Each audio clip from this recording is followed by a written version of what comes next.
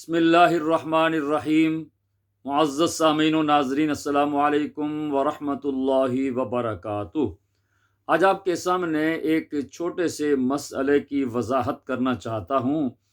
وہ یہ ہے کہ ہمارے معاشرے میں یہ مشہور ہے کہ جو بہو ہوتی ہے اس پر اپنے ساس سسر کی خدمت کرنا ضروری ہے، واجب ہے، اسے ان کی خدمت لازماً کرنی چاہیے۔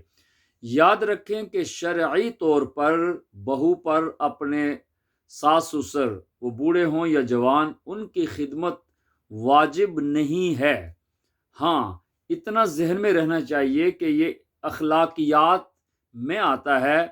بہو کو چاہیے کہ وہ اپنے خاوند کے والدین کو مثل اپنے والدین، یعنی اپنے والدین کی طرح سمجھے اور ان کی خدمت کرے۔ یہ اخلاق میں آتا ہے۔ دونوں، یعنی جو خاوند ہے وہ بھی اور جو بیوی ہے، ایک دوسرے کے والدین کا احترام کریں۔ اب اس کا کیا فائدہ ہوگا؟ جھگڑے، فساد اور ہر قسم کی جو مشکلات ہیں، تکالیف ہیں، وہ دور ہو جائیں گی، نفرتیں دور ہوں گی اور زندگی خوشگوار ہو جائے گی۔ اور یہی مقصد شادی کا ہوتا ہے کہ زندگی خوشگوار گزرے، آرام سے گزرے اور ایک دوسرے کے ساتھ پیار و محبت کے ساتھ گفتگو ہو۔ یہ ہوتا ہے شادیوں کا مقصد اصل۔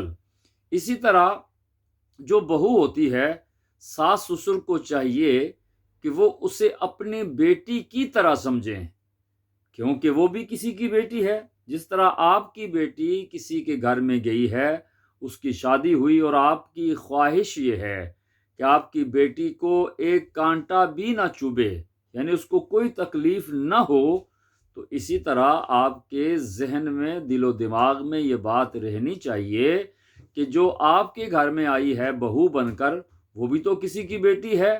تو انہوں نے پال پوس کر، پڑھا کر، لکھا کر، سکھا کر آپ کے گھر میں بھیجی ہے، آپ کے سپرد کی ہے، تو آپ اس کو اپنی بیٹی سمجھیں، تو پھر گھر میں فساد نہیں ہوں گے۔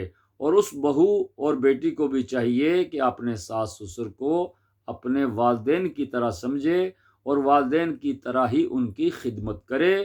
اور اس کے خاوند کو بھی چاہیے کہ اپنی بیوی کے والدین کو اپنے والدین کی طرح سمجھے اور اپنے والدین کی طرح ان کی عزت اور ان کا احترام کرے۔